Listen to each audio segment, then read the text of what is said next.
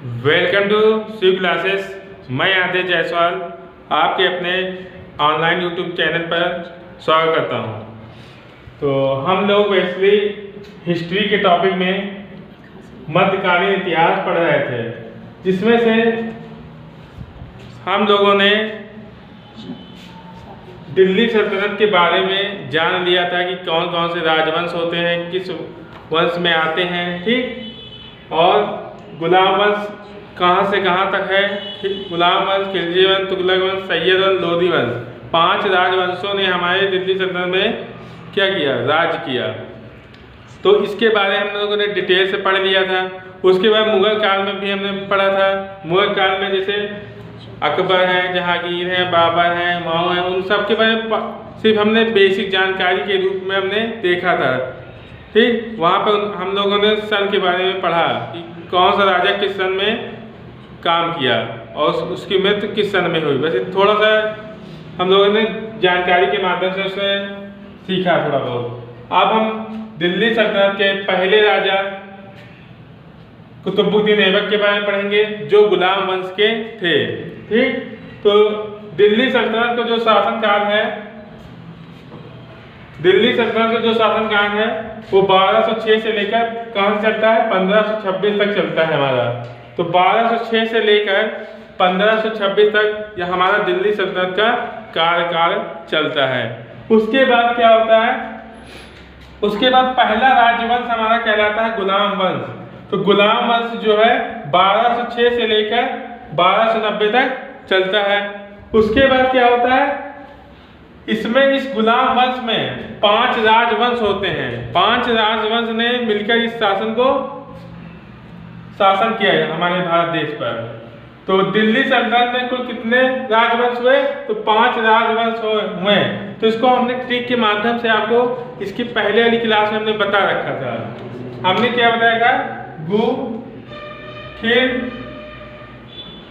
तु, शै, लो।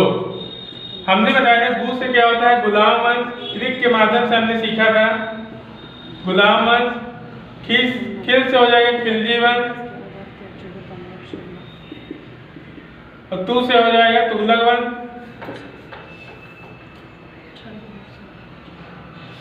और सै से क्या हो जाएगा, सैयद वंश। उसके बाद लो से क्या होगा, लोधी वंश। तो हमने 5 राजवंशों के बारे में देख लिया कि कौन कौन से थे हमारे। तो दिल्ली सल्तनत में मुख्य रूप से 5 राजवंश थे। तो 5 राजवंश कौन कौन से थे, एक बार फिर से देख लेते हैं।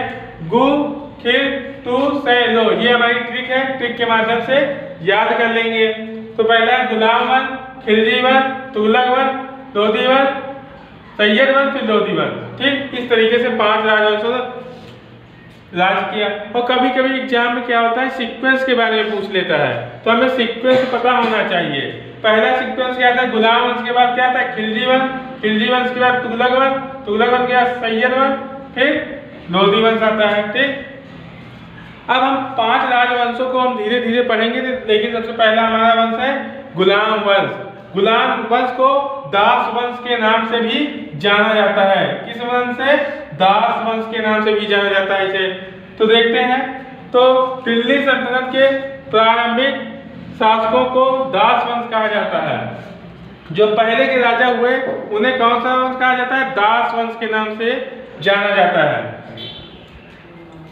इस वंश का संस्थापक कुतुबुद्दीन ऐबक दास था। मतलब कुतुबुद्दीन ऐबक जो है मोहम्मद गौरी का दास था, इसलिए दास वंश के नाम से भी जाना जाता है, ठीक। कुछ इतिहासकार इसे मामलुक वंश को बताते हैं, जिसका मत स्वतंत्र माता पिता से उत्पन्न गुलाम संतान। मतलब कि कोई भी जैसे वंश होता है, उसके माता पिता जिसके नहीं होते वो क्या होता है, एकदम अनाथ रहता है बच्चा। उसी की तरीके से ये वंश का नाम इतिहासकारों ने बताया कि बिना माता पिता की संतान। इसे आरंभिक में तुर्क वंश भी कहा जाता था। मतलब प्रारंभ समय में इसे तुर्क वंश के नाम से भी जाना जाता था। उसके बाद इस वंश का मेन जो इतिहासकार जो है कुतुबुद्दीन ऐबक को माना है। तो कुतुबुद्दीन ऐबक 1206 से लेकर 1210 तक शासनकाल करता है। तो सबसे पहले देख लेते हैं गुलाम वंश के संस्थापक कौन थे, कुतुबुद्दीन ऐबक। अब कुतुबुद्दीन ऐबक के बारे में हम पढ़ेंगे। यह जनजाति का तुर्क था, जिसका तुर्की भाषा का अर्थ है चंद्रमा का स्वामी कहा जाता था। इसी को गुलाम वंश का संस्थापक कहा जाता है। मतलब गुलाम वंश का संस्थापक कौन कहा जाता है, तो कुतुबुद्दीन ऐबक को कहा जाता है। तो यही हमारा क्या कहलाता है, कुतुबुद्दीन ऐबक गुलाम वंश का संस्थापक कहलाता है। तो सबसे पहले जैसे ये राजा बना, तुरंत इसने क्या किया, इन्होंने अपनी राजधानी दिल्ली से बदलकर लाहौर बनाई। जैसे ही राजा बना तो दिल्ली से बदलकर लाहौर राजधानी बना दिया कि जिससे उसको आने जाने में दिक्कत न हो। तो वहां से आने जाने में इसको कठिनाई होने के कारण इसने क्या किया था, लाहौर को अपनी राजधानी बना लिया। अच्छा, ऐबक क्या करता था, ऐबक अपनी स्थिति मजबूत करने के लिए वैवाहिक संबंधों को स्थापित किया। मतलब कि जो भी जैसे मान लीजिए किसी राजा की जैसे बेटी हुई तो उससे क्या करता था, उसकी बेटी से शादी करवाता था, जिससे वैवाहिक संबंध स्थापित कर लेता था और अपने राज्य को एक में कर लेता था। इसलिए इसने वैवाहिक संबंध को स्थापना करवाई। के आगे की कहानी, ऐबक अपनी बहन का विवाह गौरी के साथ एक अन्य दास अधिकारी नासिरुद्दीन कुबाचा, जो सिंध का प्रभारी अधिकारी था, उसी के साथ उसने क्या कर दिया, उसका विवाह कर दिया। हमने आपको पहले ही बता रखा है कि जो कुतुबुद्दीन ऐबक था वो वैवाहिक संबंध स्थापित करना चाहता था, जिससे कि उसका जो राज्य हो वो हमेशा क्या हो, मजबूत रहे। इसीलिए अपनी बहन का विवाह गौरी के अन्य दास अधिकारी से कर देता है। उसके बाद जब उसकी एक पुत्री होती है, ऐबक अपनी पुत्री का विवाह अपने दास अधिकारी इल्तुतमिश के साथ किया। मतलब इसका एक अधिकारी हुआ करता था इल्तुतमिश, तो उसने उसका विवाह किसके साथ कर दिया, इल्तुतमिश के साथ कर दिया। तो बेसिकली हमने ये जाना कि सबसे पहले इसने क्या किया, विवाह के संबंध को स्थापित करवाया और जो है नए नए प्रांतों को अपने में मिला लिया अपने राज्य में। ठीक, उसके बाद आगे देखते हैं, इसने गरीबों को 1000 दिनार या दान देने के कारण इसे लाख बख्श कहा जाता है। मतलब गरीबों को ये क्या कहता था, 1000 दिनार के रूप में दान करता था लोगों को, इसीलिए इसे लोग क्या कहते लगे, लाख बख्श के नाम से जाने लगे। तो यहाँ पर क्वेश्चन पूछा जाता है कि लाख बख्श के नाम से कौन जानता है एग्जाम में, तो लाख बख्श के नाम से कुतुबुद्दीन ऐबक जाना जाता है। इसे सिपाह सालार सेनापति की उपाधि धारण की थी। मतलब इसने उपाधि धारण की थी जिसका नाम सिपाह सालार था और इसको सेनापति कहा जाता है। ठीक, इसने ये उपाधि धारण की थी। उसके बाद इसने कभी भी सिंहासन पर नहीं बैठा। मतलब कि जो इनका सिंहासन होता था उस सिंहासन में ये कभी भी नहीं बैठा।